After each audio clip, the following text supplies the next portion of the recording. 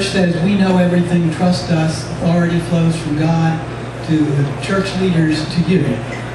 Galileo said, well, wait a minute, I can see those moons, they're moons, they're not stars. I can see that weights don't fall the way the church said. So modernism was a response to and a building on the traditional era. And we'll see that pattern repeated later on as we look at other examples of applications and examples of integral theory in the real world and watching how additional layers build one on another. There's emergent novelty in each new perspective. Each new layer brings a new layer of understanding, a new kind of meaning, and something new in the world. In the case of modernism, one of the big new themes in modernism was the idea that the individual can have an existence apart from the collective, can observe nature and draw conclusions. In democracy, the idea and the expression of that idea is that each person can analyze for themselves and form an opinion on public policy matters. Emergent novelty brings with it expanded possibilities. And of course, the modern era is famous for the great expanded possibilities that it brought. The expected lifespan expanded tremendously as a result of modern science and technology. All sorts of technologies have made our lives more comfortable and brought expanded possibilities. But the expanded possibilities that each layer brings are both good and bad. So the same technologies that may go to make us more comfortable and more secure have probably accounted for one of the greatest number of massacres and the greatest number of deaths in the history of humanity. So the expanded possibilities of each era are not necessarily all expanded possibilities for good. They're both good and bad, with quotes around them. The summary is that each new layer under integral theory, the idea is that every time you add a new layer of meaning, some new emergent understanding, it transcends and includes what came before it. Doesn't replace it, transcends and includes and builds upon it. All right, let's look at postmodern era. I'm dating the postmodern era to the 1960s, turbulent 1960s. There are lots of strands of postmodernism that run much earlier, but I'm going to peg it to the 60s for now, just as a ballpark. The postmodern era brought with it environmental action, progressive culture, political correctness, diversity initiatives. Exemplary leaders of the postmodern era would be John Lennon and Martin Luther King. Postmodernism, just like modernism, began in response to modernism. So in the modern era, we see the planet being destroyed by the products of a modern perspective. Postmodern arises saying, wait a minute, we need to take care of the planet. We need to exercise a new kind of care. Organizations that are typical of postmodern perspective are democratic socialism. Think Europe, even more think Scandinavia. Democratic socialism, consensus committees. So the consensus organization, consensus decision-making in this group is probably the result of, or an expression of, postmodern perspectives. Business teams and collaborations of all kinds come out of the postmodern era. In fact, one of the things that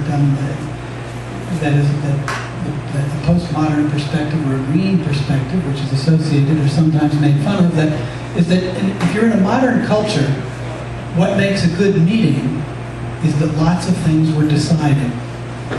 In a postmodern perspective, carried to a bit of an extreme, what makes a good meeting is if everybody had an opportunity to share. Innovations of the postmodern perspective, global care. That is, care for the planet, care for all people on the planet. Human rights, the marginalized. Multiculturalism, an appreciation of a great variety of traditions, of all traditions. Environmentalism, and a new spirituality. One of the responses of postmodernism, one of the reactions of postmodernism to modernism, in traditional, you've got a very strong sense of religion, faith, of God. Modernism, with its tendency to strip out meaning, sort of pulled the carpet out from under all of that. Postmodernism now is an attempt to go back, or part of it is an attempt to move back in the other direction. Say, wait a minute, yes, modernism, you may have been right to throw out the dogma and the mythical aspects of religion as not being based on reason, but even after you throw out all that stuff that you find unreasonable, postmodernism says there's still something left that we're calling spiritual. And so the movement of folks who call themselves spiritual but not religious, is that you? If you think of yourself as spiritual but not religious, then that is surely an expression of a postmodern perspective. Let's not throw out the baby with the bathwater is basically what the postmodern perspective is saying. And now the excesses. And here maybe we can offend some people in the room. Postmodern perspective tends to produce moral relativism. It's taking the everybody's right idea, possibly to an extreme, saying that everybody's morality is equally valid, and therefore there's no way to construct statements of should and ought. That's an excess of, in my view, of the postmodern perspective, moral relativism. Narcissism, self-love and self-importance is distinctly a product of the postmodern era in the Western world at any rate. Postmodern perspective tends to deny and reject hierarchy. That is, tends to be extremely egalitarian and doesn't like the idea of anybody assuming a position of leadership, which may be in excess as well. So, and that too is a response to modernism and to traditionalism. The idea that hierarchical structures and a traditional corporate structure have led to such abuse and disempowerment. And yet later we'll talk more about why this may be in excess and there may be a balance to be found. Okay, I've got a little bit more to say about these, but before going on, what questions or comments does anybody have at this point?